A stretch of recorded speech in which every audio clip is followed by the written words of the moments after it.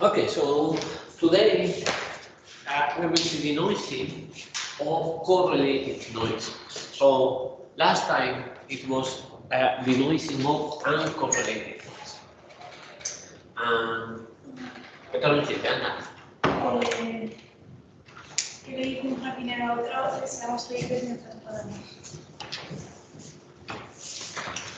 So the structure is already the same. So we have an image observed that is an ideal image, and it may be convolved. So this is optional slash noise. So last time we saw that for the Wiener filter we can include a kernel that is degrading the image, but it is not necessary. So in general, this is a very common image formation model where you have an ideal image plus noise. Okay, so correlated or uncorrelated, we saw that it refers to these. So what is the correlated or uncorrelated? So it refers to what is the autocorrelation function of this signal. So what is the autocorrelation of noise? And as a function of lag, and lag is a 2D coordinate. Okay, so it is how much you are shifting one of the images with respect to itself. So it is the effective value of, let's put it here. So it is the expected value of the noise, because we are analyzing this one, and time minus the mean of the noise, and then noise. Sorry. So noise, and this is a vector 2 minus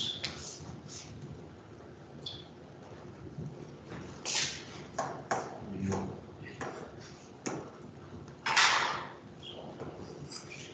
There. Okay, so if it is uncorrelated, how does it look like?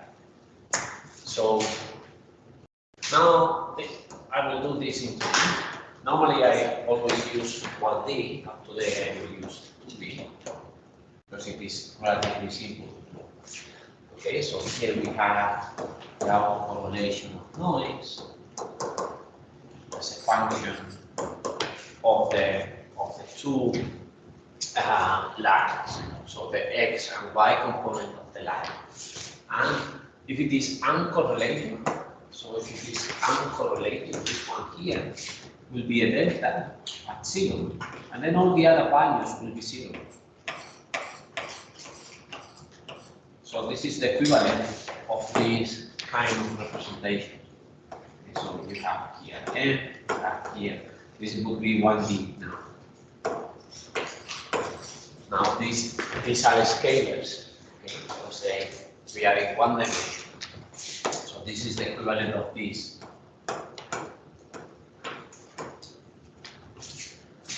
And if we do the Fourier transform of this kind of stuff, so let's do the Fourier transform. Today Fourier transform will be red. So if we do the Fourier transform, what should we get? Yes, so it is the power spectrum of the noise as a function of frequency. This is frequency. So this should be flat. And let's put numbers. I'm a little loose here, but the idea is so that probably some scalar factors, but we don't care about them.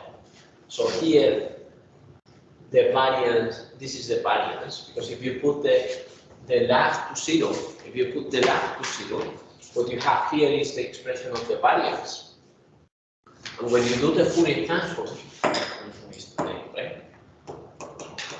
If you do the Fourier transform, what you get is a constant that is that is related to the variance. And because this is constant, this is called white noise. Because the power spectrum of white light is relatively flat. So that is why it is called white noise. That is in 1D, in 2 dimensions it would be similar, but now it would be a constant. This is noise, it's a function of frequency. Here we have omega x, omega y, and then it would be something flat. Okay, so it would be something like this.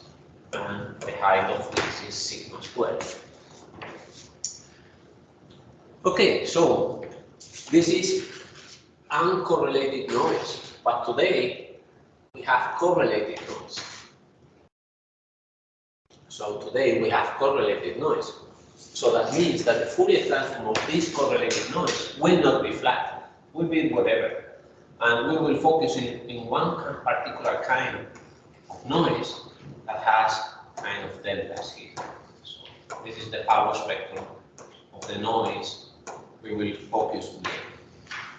So it will have a few deltas, and then we will design filters that will take these deltas out. So it will be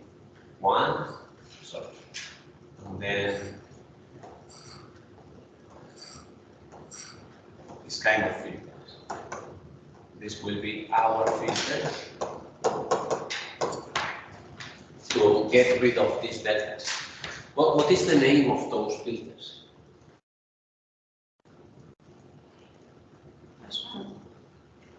It is the opposite. Well, it is passband. They are here. They are passbands. Yeah.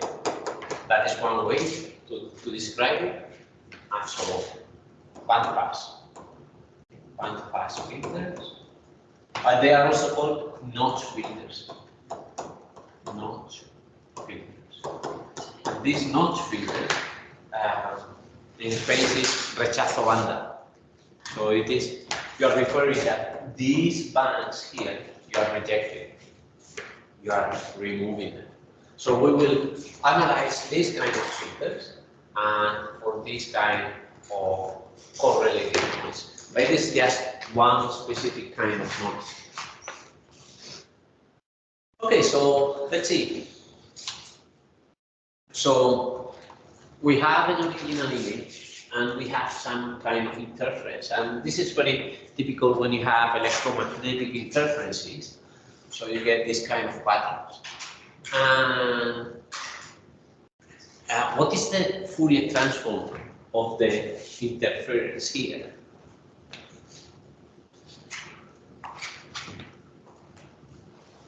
Can you describe that?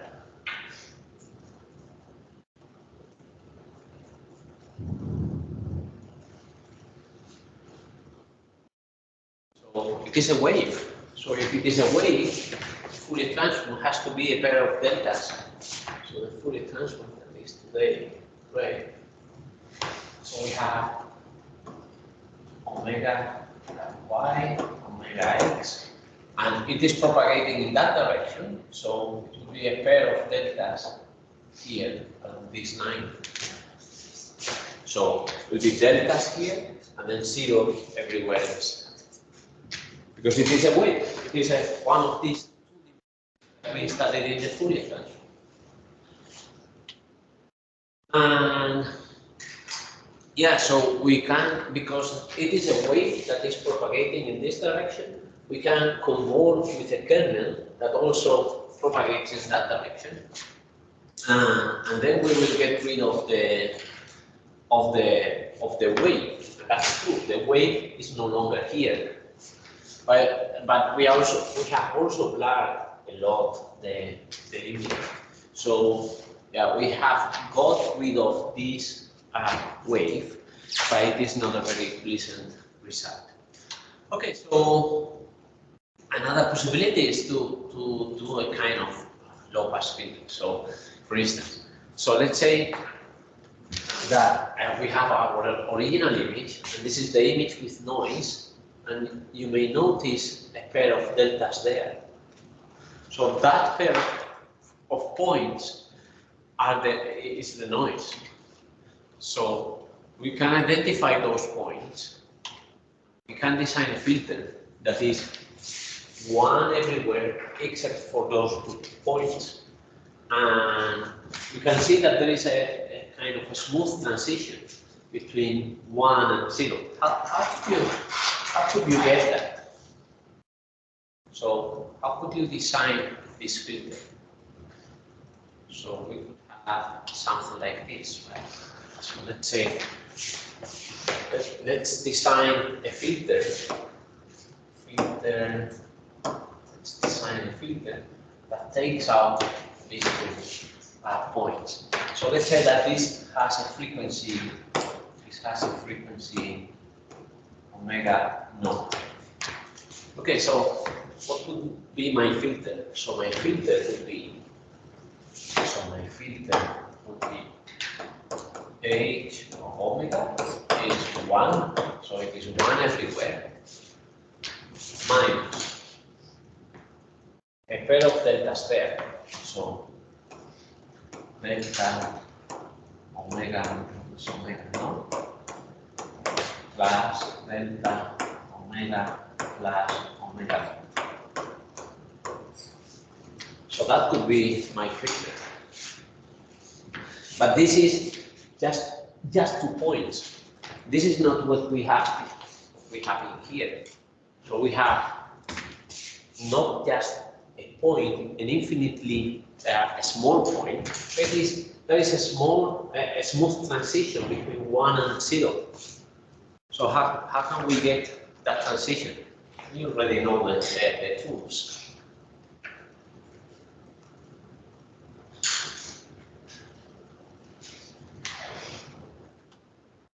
Convolve with the Gaussian. So I can take this one, and take this one, convolve it with a small Gaussian,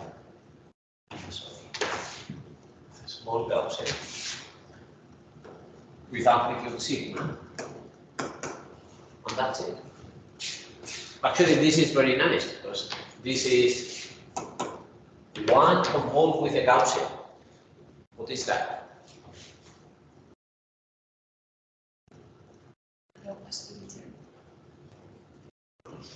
It is flat, convolve with a Gaussian. Convolve, not multiply.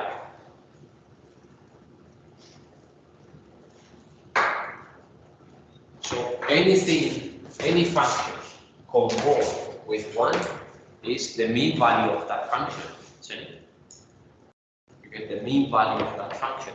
So let's say that the mean value of that function is 1. Okay, so we get again 1 minus, and now we have this Gaussian displaced to this location minus the same Gaussian and now displaced to the opposite location. That's it.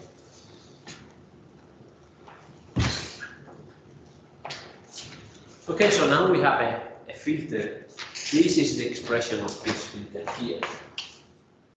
The expression of this filter.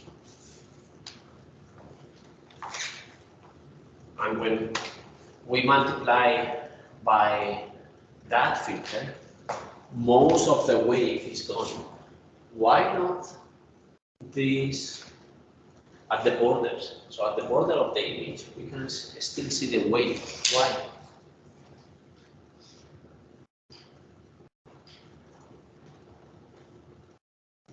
Because the Fourier transform, if we multiply with this filter here in Fourier space, this filter in Fourier space, we already saw these two. So when you do the Fourier transform, so let's say you have an image. So let's say that you have an image, and this is your origin. So when you do the Fourier transform, you are repeating this image infinitely many times. You are repeating it everywhere. And then everywhere you have the same kind of stuff. Okay, so so let's think of this. So let's say that here the image is very bright, and here the image is very dark. Okay, so a Fourier transform doesn't apply to color images. So if you want to do the Fourier transform of a color image, you have to decompose the 3 channels, or you go to the intensity channel or whatever. But it does not apply to color images. Okay, so now, because of the repetition, this part will be dark, and this part here will be bright.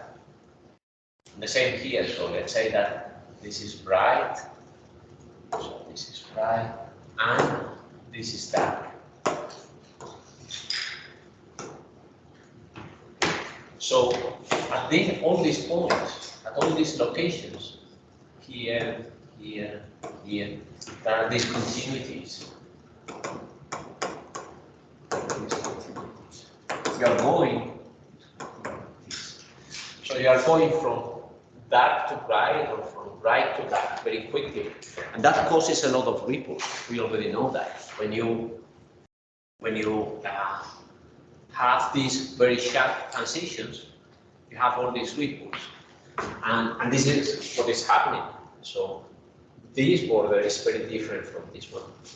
So that is why here we are causing all these ripples, and we cannot remove the wave so well. But otherwise, as long as the image is relatively smooth, we can get rid of the wave. Probably here, if you pay a lot of attention to the border here, you also see here, for instance, you see also the ripples. Okay, so yeah, this is how to do it in MATLAB. We don't care. And now, for my taste, it is too detailed on how to determine the frequencies of those filters. So let's say that you have an image of size RC, and then this is the origin of the Fourier transform. This is the one that let's say the origin is here. So this is the one that has the 4 corners like that, and this is after FFT shift. So the frequency now, the 0 frequency is at the middle. And then, yeah, we can put, let's say that you see a couple of deltas at these locations, and this location has coordinates R1, C1, and this one R2, C2. And then you have to translate that into frequencies. We saw that in the Fourier transform chapter, and still it is too detailed for the kind of stuff we normally do. So yeah, you can go from R2, C2 to some frequencies U and V. So these are the frequencies, and from the frequencies you have an associated wavelength in the direction of the wavefront, an associated frequency, an associated orientation. So we had all these detailed calculations. But we don't care about those. The main idea is that we can put notch filters and get rid of some point in frequency space. Okay, now we also saw this thing. So when you print, very often you use this kind of patterns.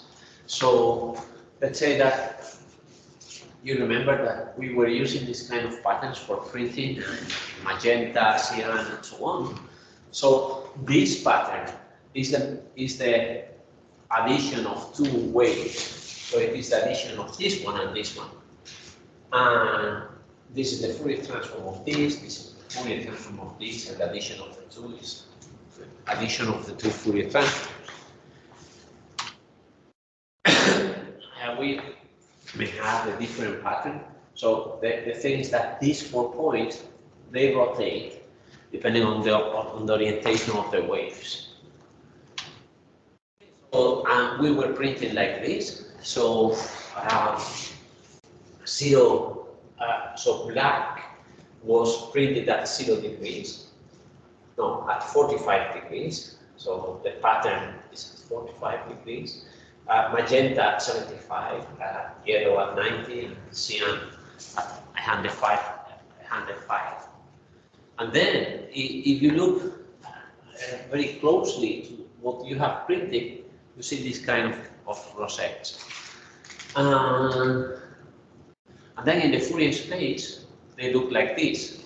So, as I told you before, if you have a color image, you will have, so for instance, let's say that you have, here we have 4 bands.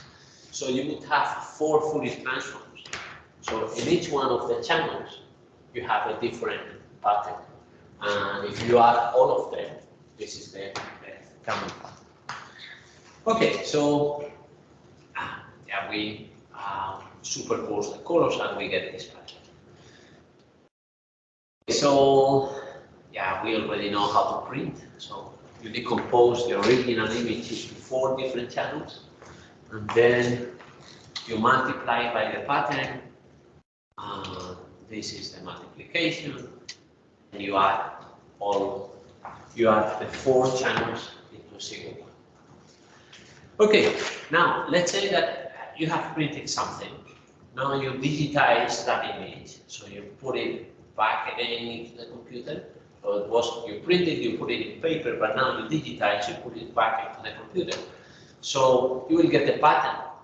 So how can we get rid of that pattern? Because we know that it is made of points in Fourier space. So if we do the Fourier transform, this is how it looks like. It has all these points around. And all these points are caused by the pattern that we are printing. We have used for printing. But now we know the trick, so we can simply put notch filters and we reject these points. And yeah, so we can put, yeah, let's do it first with the Gaussian filter. This should be sigma. This symbol here is a mistake of the PDF, should be sigma. So let's first take a very naive approach and do simply low-pass filters. So you do a low-pass filter of this image with a Gaussian whose sigma is 1 in real space. And this is what you get. And yeah, there is some attenuation. So sigma is very small. It is sigma 1 in real space. So in frequency space, it is very wide.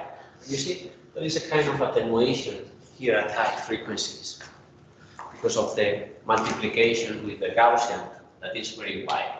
Now sigma 2, now it is even more visible. Sigma 4, but there are some points that survive this sigma 4. So that means that we will still have a little bit of that pattern in our image.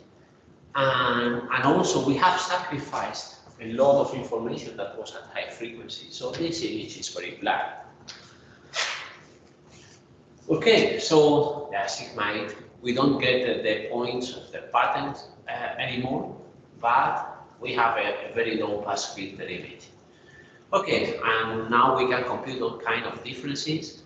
So, for instance, we have blurring with sigma 1, the original, we can compute the difference. So what should be the difference? What you see is mostly the pattern. And that makes sense. So that is what we have removed from the original after the Gaussian filter.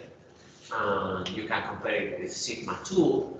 So with sigma 2, we get the pattern, but we also get a lot of information from the image itself. So this textile here, this textile, it has some bands here. So we get the information of the bands, we get the information of the hand here. So that means that we are losing already information from the image, not from the pattern. This was not so visible with sigma 1. Okay, so with sigma 1 was mostly the rosette plus a little bit of the image. But now we are removing more of the image, even more of the image, even more. So the more you filter, you get rid of the pattern, but you also get rid of image features.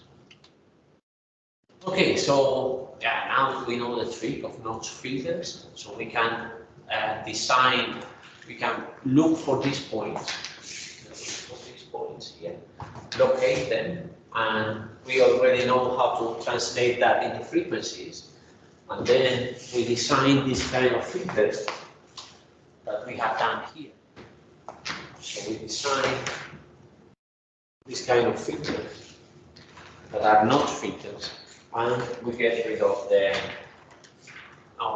pattern.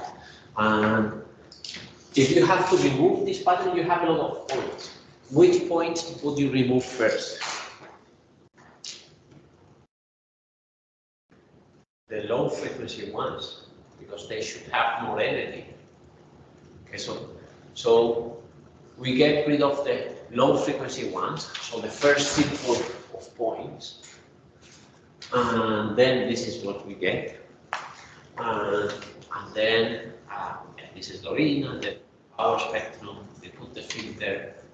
Now we can, you see, this is the result after filtering.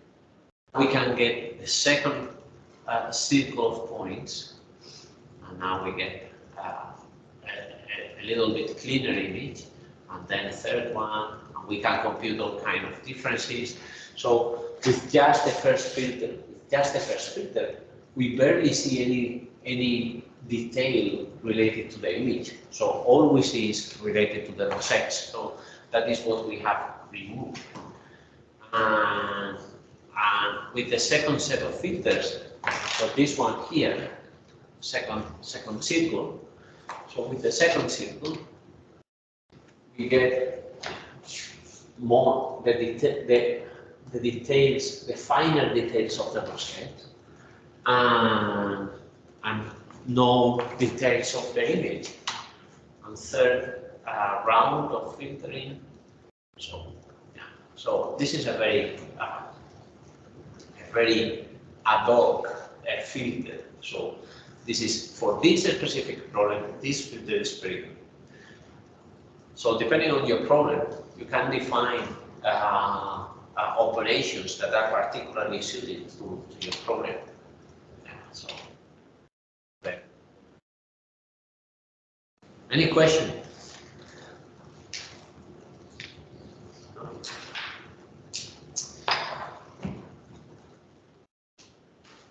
So, if there are no questions, I would like to go to here. So, we have seen a couple of lectures on denoising. And you see that denoising is one of the big issues in image processing. So all these are articles related to denoising, and they use different approaches. Actually, this is interesting. This is Guillermo Sapiro, you know, from the Duke course. So he has a paper here. And there are a few of them that are relatively well known. We will not see the details of all this stuff, but this non-local means. Non-local means is very well known, and it is based on the fact that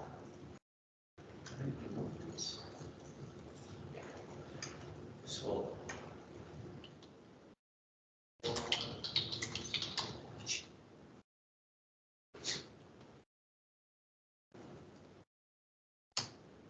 we have an interesting result here. So, for instance, here you have this image. So, non-local means is based on the fact that there are small patches of the image that are similar. So, for instance, all these patches, they have kind of the same structure, and it happens for many different images. So, for instance, if you have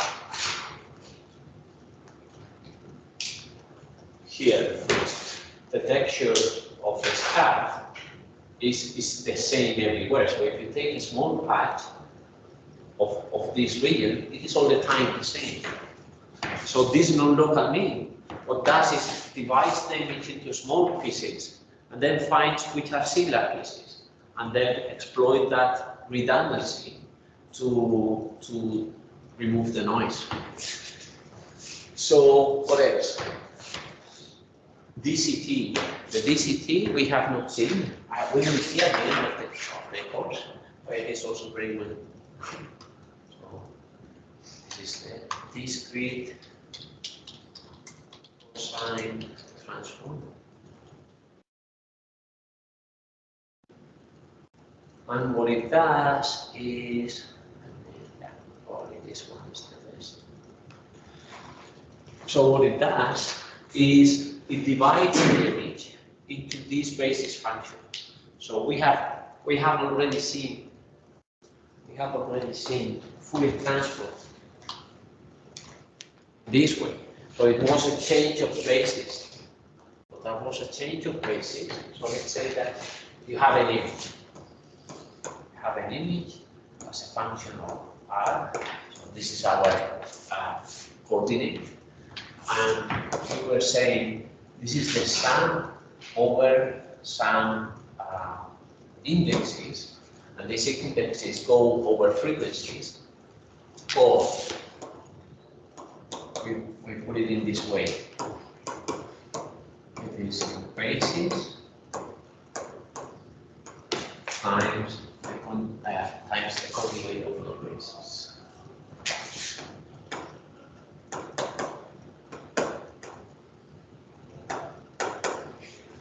You remember that we formulated the Fourier transform in this way.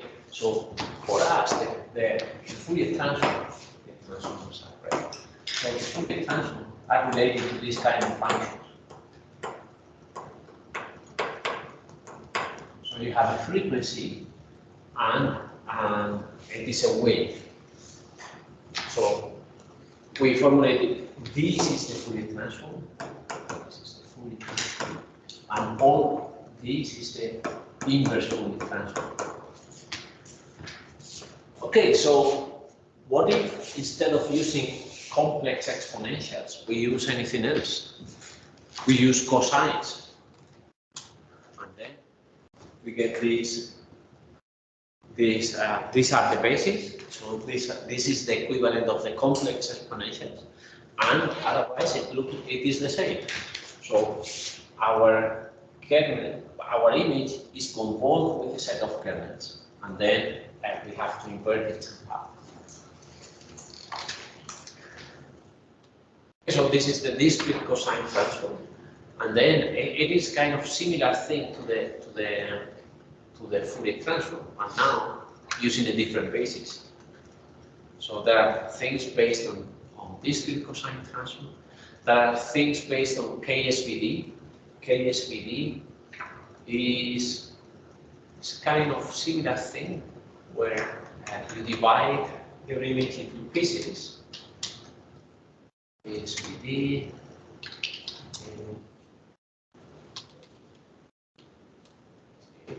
Find the suitable thing, suitable. Yeah. So let's say that you divide your image into pieces, right? So you have your image.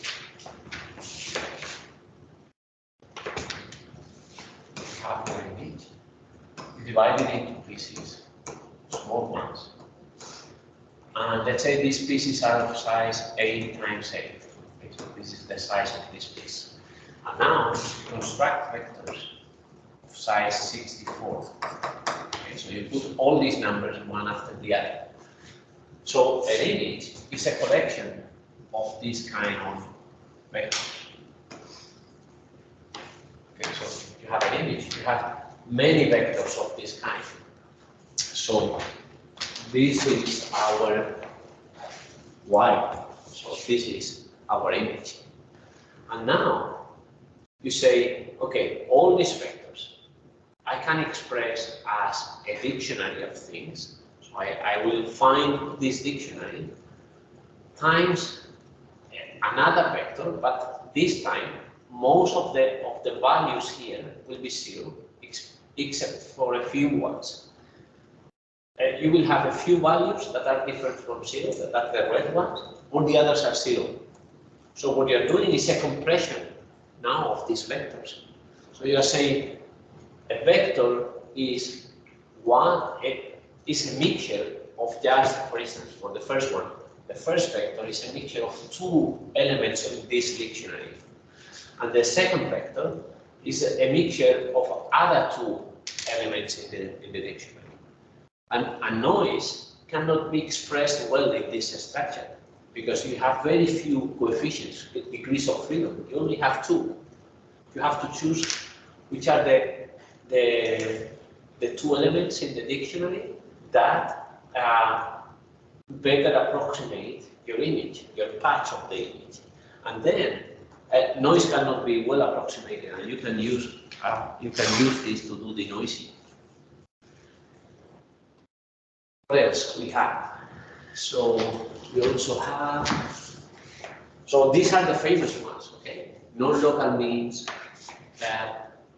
based on some kind of other transformations. DCT is one. The wavelet transform is another one. KSVD.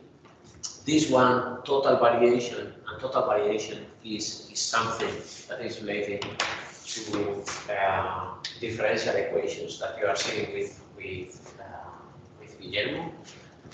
BM3D is another one that is very famous. Yeah, so you have all kind of denoising. So denoising, image denoising is really one of the most important topics in image processing. So let's go for some example. So let's say we can reconstruct this one. So you have this image, and then you have a noisy version of it and a denoised version of it. And we can even be more. So this is the difference between the denoised and the original. So, for instance, we can put even more noise. So, more noise. Let's see how it looks like. So, from this very noisy image, we get this one. So, and this is with this non-local means. Okay, we have a lot of darkening. Okay, we don't get these sharp details, but they were lost already in the original. So in the observation, it was already lost. And remind always of these kind of representations. I think this one is very useful. Thing. This is here in this model.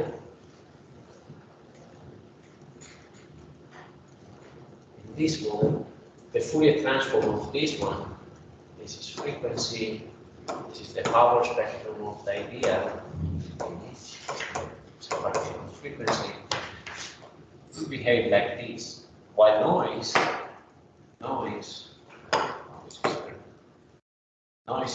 behaves like this. Okay, so there is some point at which you have much more noise than signal, and that is your kind of limit of what you can recover.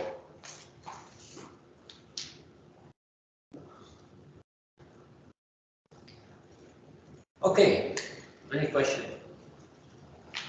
No? Yes.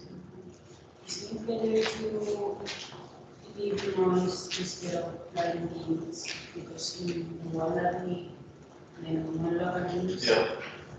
I mean, I see better the details when there is noise. Yeah, actually that's right. Yeah. Here, our eyes, all we have seen, or most of the things we have seen, are linear operations. And linear operations are very much restricted. Our brain is doing a very non-linear processing. And non-linear image processing is much more powerful. So yeah, there are better ways of denoising this one. All the things that we have seen, and even these non-local means, all these things are linear operations. And non-linear operations that are what our brain is doing, non-linear is much better. Yeah. Very good. What questions? No? Okay, so otherwise